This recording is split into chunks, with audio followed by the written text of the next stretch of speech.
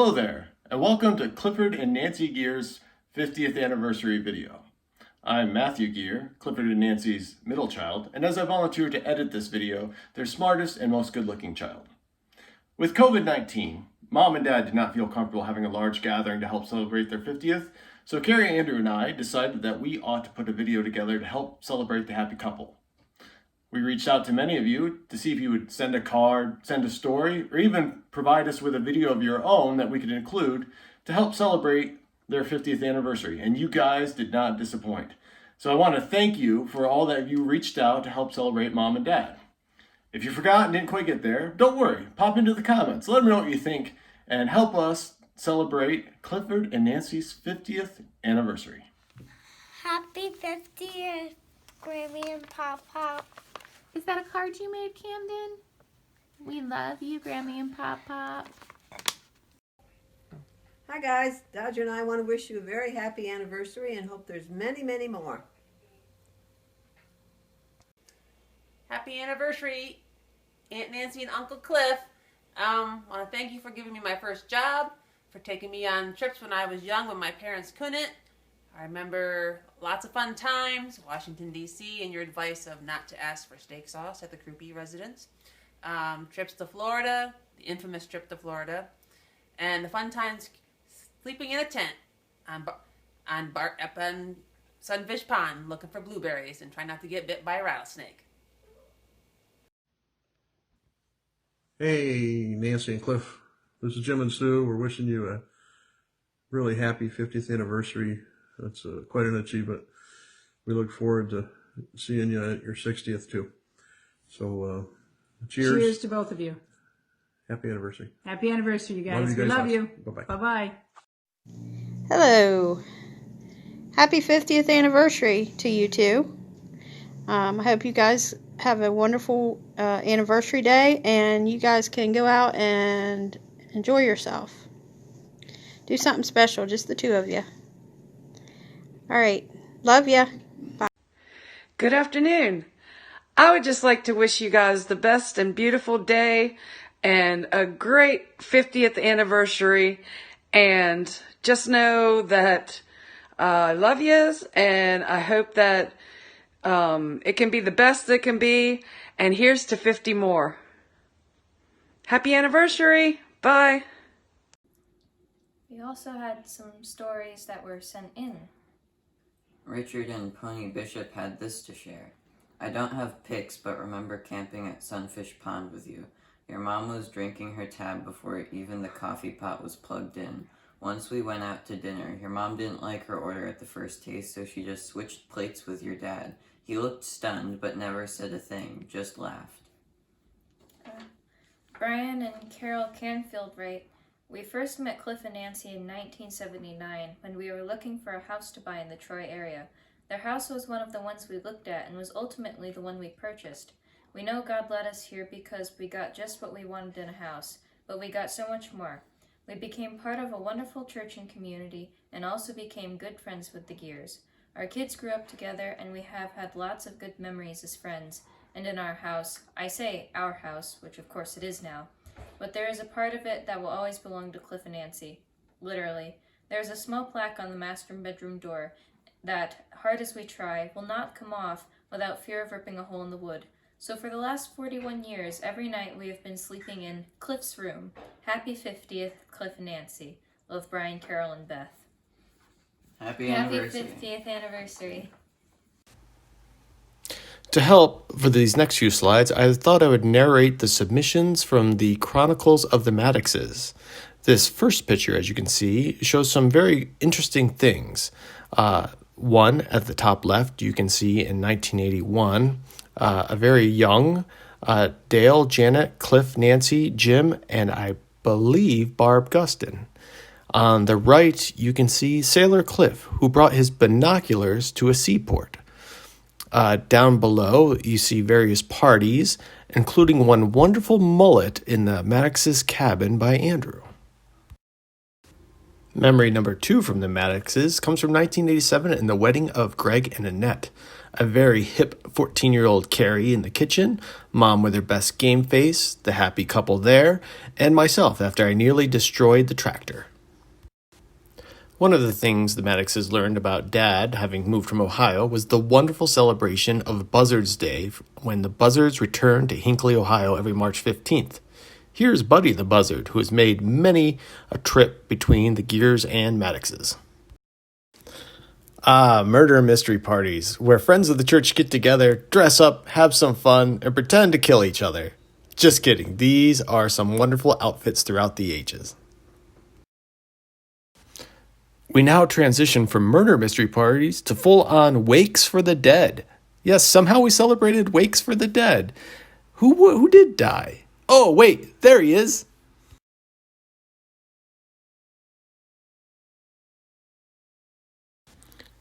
And finally, the bond that has really driven home the relationship between the Geers and the Maddoxes. Good old-fashioned pranks. Here we see a wonderful cow and a gnome that may have started another line of pranks later on.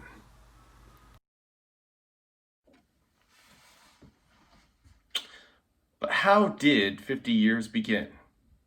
The story of Mom and Dad's meeting has long been shrouded in mystery and intrigue.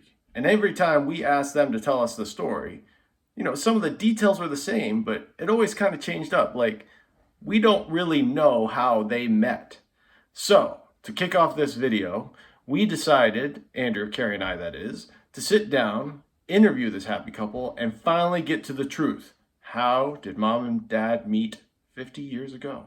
So sit back, relax, and be prepared for some twists and turns, as we've learned, and maybe this is it. I don't know. We'll find out.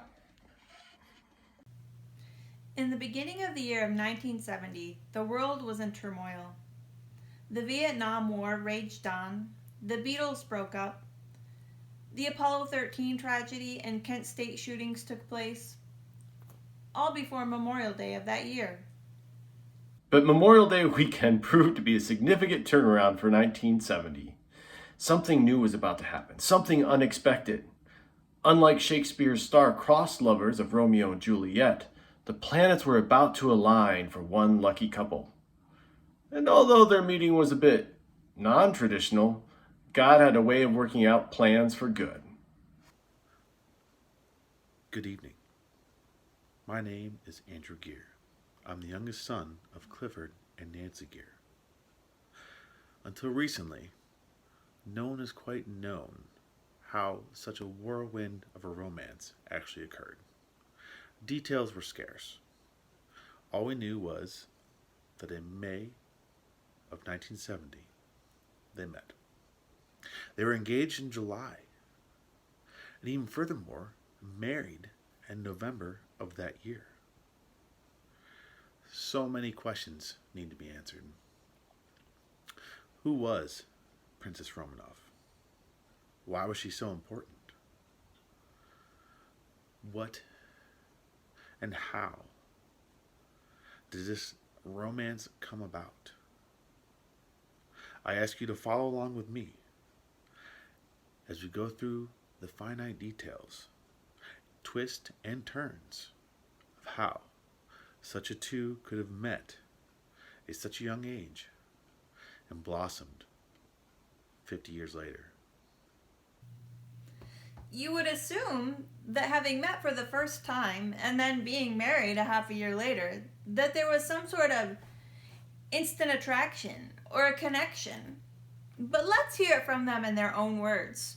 Was it love at first sight?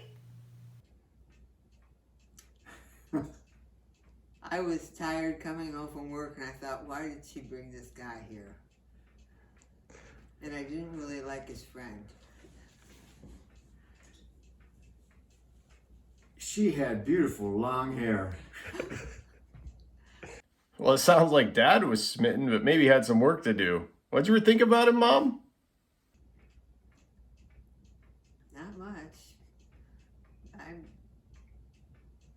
I mean, he was a nice guy, but I wasn't overly impressed. Oh, my hair was long and straight. Your dad had these ridiculous lamb chops, lots of hair. She said that was ridiculous. Wait a minute. Lamb chops? You're criticizing the man by the type of his beard he had? I mean, lamb chops are pretty popular back in that day. Let's back this up a little bit. How did you guys even meet? When we first met, I was sharing a trailer with my nurse friend Linda up in Ithaca. I had, Don't get choked up there. I'm not choked up. I had moved to Elmira with a friend because his uncle was going to get us a job. And so we were staying at their house in Elmira at the time. Meanwhile, he said, what do you guys do on the weekends? I said, Bill and I, we just go over to the 11th Ward Hotel and shoot pool. So he said, well, you come up with me up to Ithaca and you might meet some girls. For your first date in Ithaca, I assume that you went someplace nice and romantic, maybe to the lake or to the state park with the waterfalls? Well, we decided to go out. Yep, we did. And we went, what was the name of that place? I don't remember the name of the place, nor do I remember the name of the dancer. Oh, I do. Princess Roanoke. Yeah, that's right. What? Hello, what? We went to a place for a bar. It was a strip joint. I'd never been to one in my life. And we went, and there was this Princess Roanoke who was about 50 years old and fat. She wasn't fat. Well, she was old. She was a stripper. She was old. I was still on call for the OR, so I had to give them that number because we didn't have cell phones. And I thought, oh dear God, don't ever call. Please don't call because they're going to be calling this bar, this strip joint. No one know what I'm there for. But we didn't stay there very long. Wow. I didn't choose it. I'd never been there before. Bill and Cliff and Rick. I had never been in Ithaca before. I certainly didn't know anything about this bar. I don't know how we ended up there. Linda and Rick picked that place. I'll be honest with you. That sounds like a phenomenal first date. Like, as a man, I don't even know what I would do if a girl took me on a first date like that. Was there a second date? How did it progress from there? I need to know. Well, no, I wasn't all that impressed. Now, I can tell you the second date, he told me I was the girl he was going to marry. That wasn't the second date. Was it the third? That was a few weeks later. Honey, we were engaged by 4th of July. I went back to work and told everybody this idiot I just met told me he was going to marry me. Time just flew by. I was so lost. So I must say, this story is outrageous. Now, I understand, on Dad's side, that was one hell of a first date. I mean, I can't even imagine if a girl took me in that first date. I'd want to marry her too. But obviously for you, Mom, that was not very intriguing. Not quite what you're looking for as a first date and the man you're about to be married to for 50 years. So I have to ask you, what changed? I mean, after that first date, so wild, so over the top, Princess Romanov, all over the place.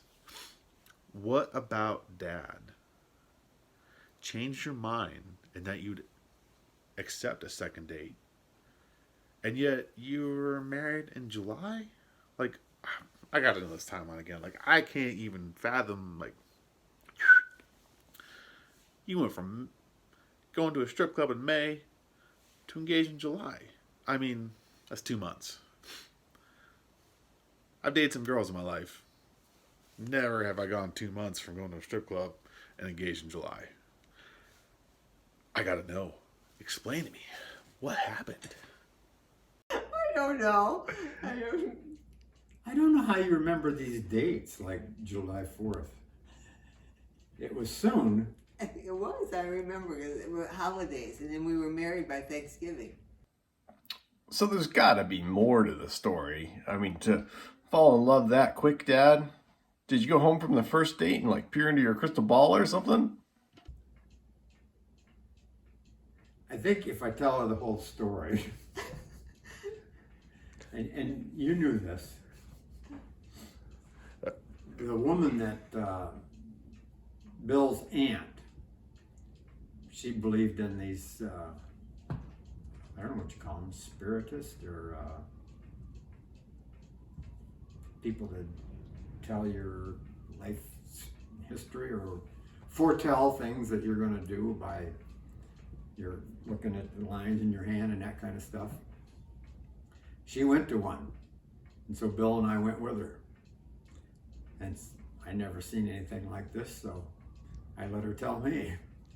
And she said, you know, she could see that I met this young woman, and it looked good that we were going to get married.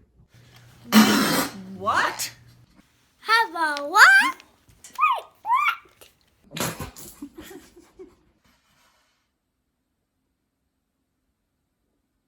Well, I was kidding about the crystal ball. I hesitate to ask. What about you, Mom? This is funny story. I don't know if I ever told you, but I went to one of those things too. What? Have a what? Because they were revival went with Linda. Like I said, Linda was engaged, and in fact, as I told Carrie, the dress that Cheryl wore in our wedding was actually my dress that I was going to wear in Linda's wedding. And they'd planned this wedding for a long time. And we were there, and there was, I don't know if you ever been to one. It was kind of creepy. It's like an old church. Everybody's sitting in long lines, and this woman just started going right down. I mean, there must have been 50 to 100 people in there, and she would stop at every one. And she got to Linda, and she says, "I see books in your future." Linda said, "Well, I don't know. I'm getting married soon." She says, "Well, maybe it's cookbooks." Well, so it turned out the guy ended up being gay, and she broke the engagement and went back to school to become an anesthetist. She got to me, and all she said was just, "I can't tell you whether to marry that man or not." And I hadn't even thought about it at the time, you know. They've been on a couple of dates. So it's really weird. You don't believe in those things, you know, but it's kind of strange.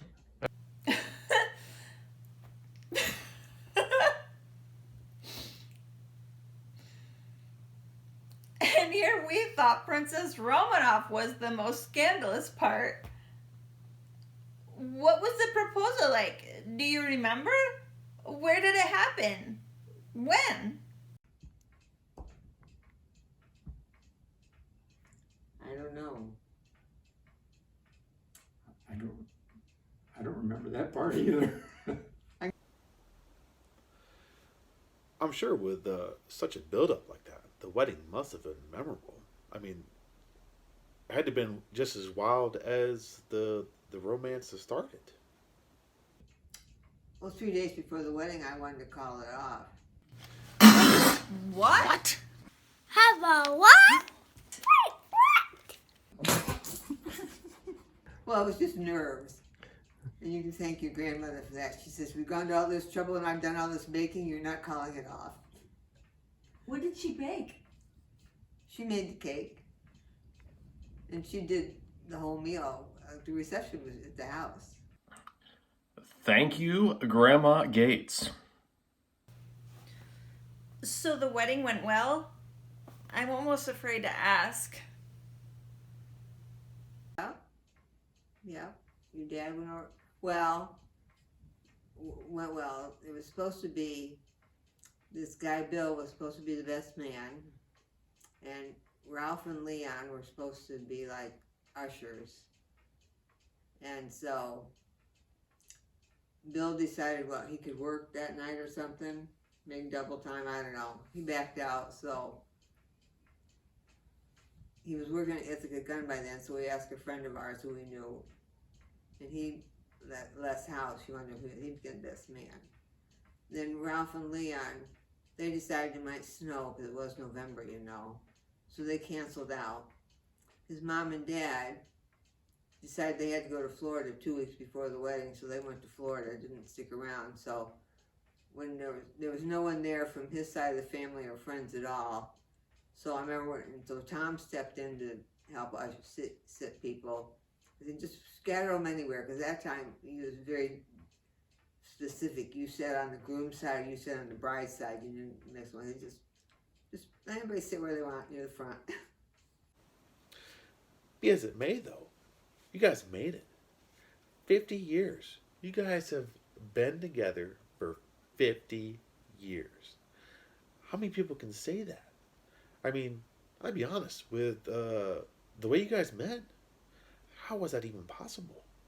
But I will say this, that having gone through that, and then when we did get married, and after a couple of years, your mother wanted to go to church, and I told her, yeah, if you want to go to church, as long as you don't expect me to go with you, I'll go ahead. And then after she started going to church, I started thinking about my family and things that had happened with them, you know, breaking up marriages. And I thought to myself, I don't know what goes on at church, but if she's there and I'm here, then that's something that could get between us. So I started going to church just so I could make sure that whatever happened to us happened together. Your mother's loving forgiveness and God's grace. He's a good man. Sometimes I'm not a good man. Jesus Christ is a good man. But he's good to me. That's good. And after I started going to church with her, if you don't want all the details, I can make it a short story. I become a Christian and I read the Bible a lot, and there's things in the Bible that I believe specifically because I also believed the things that were wrong, and like Scripture tells you not to go to spiritists. And there are people out there that can tell you things. Don't ask me how they know. But there are people out there that can tell you things about your life that you've never said to anyone. And don't go to them. You trust in God. Is there anything that you would like to share with your grandchildren?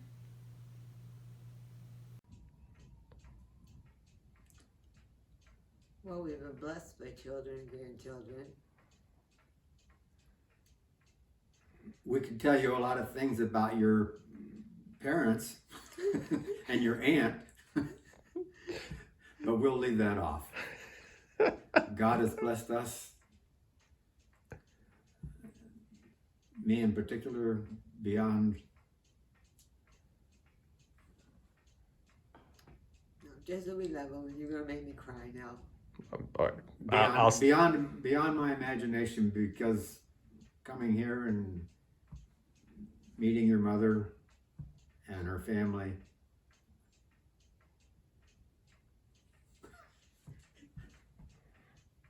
Get in now too. I saw a life that I had never seen before. That's enough.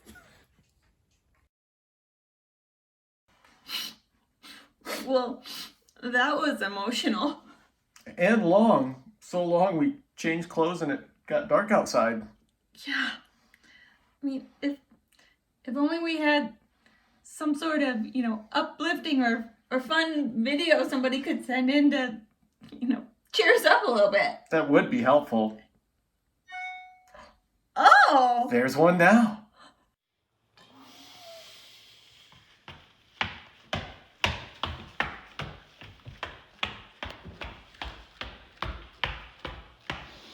Oh, hey, Cole.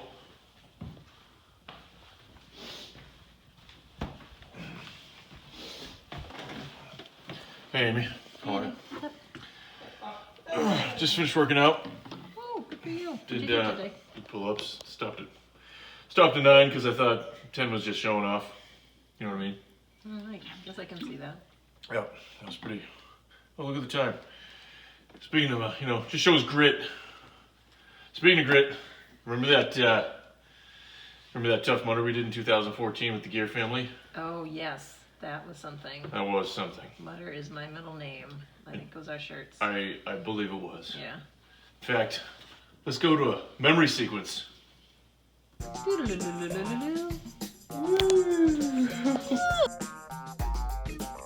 You got it! Come on, run! Go, go, go, Cliff!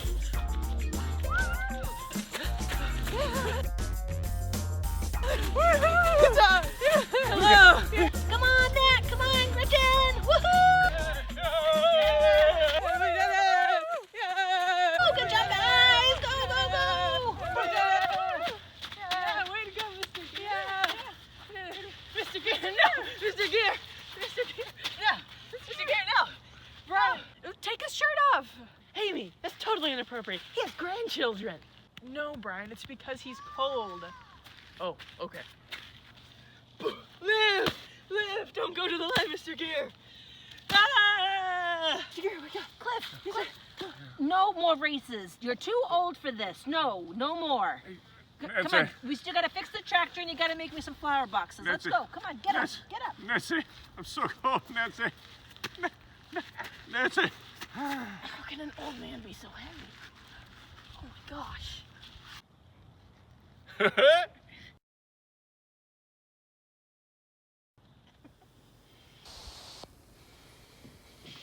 Yeah.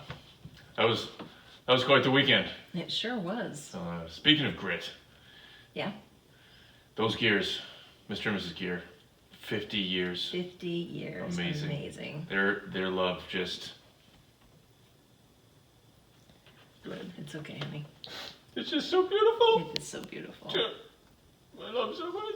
We're very lucky to have them in our lives. We are. For 25 years or so. So lucky. Sorry. Live from Alaska. It's 50 years. 50 years! Woo! Happy anniversary. Woo-hoo! Love you guys. Who are you looking at? Huh? They're over here. Come on, Geers. Come on, Cliff. Come on, Nancy. Gretchen. Woohoo! Nancy's not running. Oh, you're right. You are Nancy. Why are you Nancy. cheering for yourself? I know. Matt, take 3. No, that was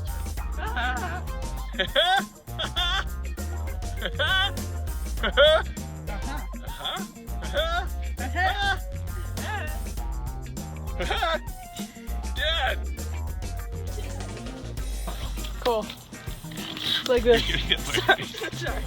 Come on, Gretchen. Woohoo!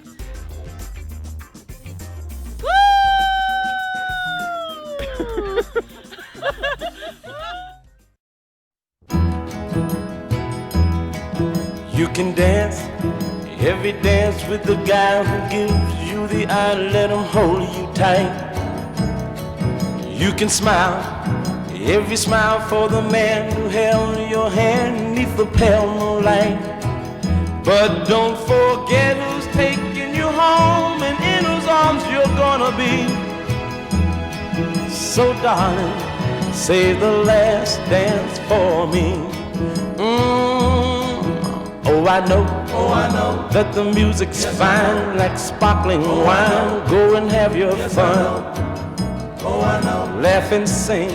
But while we're apart, don't give your heart to anyone. But don't forget who's taking you home and in whose arms you're gonna be. So darling, say the last dance for me. Baby, don't you know I love you so? Can't you feel it when we touch? I will never, never let you go. I love you oh so much. You can dance, go and carry on till the night is gone and it's time to go. If he asks if you're all alone, can he take you home? You must tell him no. 'Cause don't forget who's taking you home and in whose arms you're gonna be. So darling, say the last dance for me.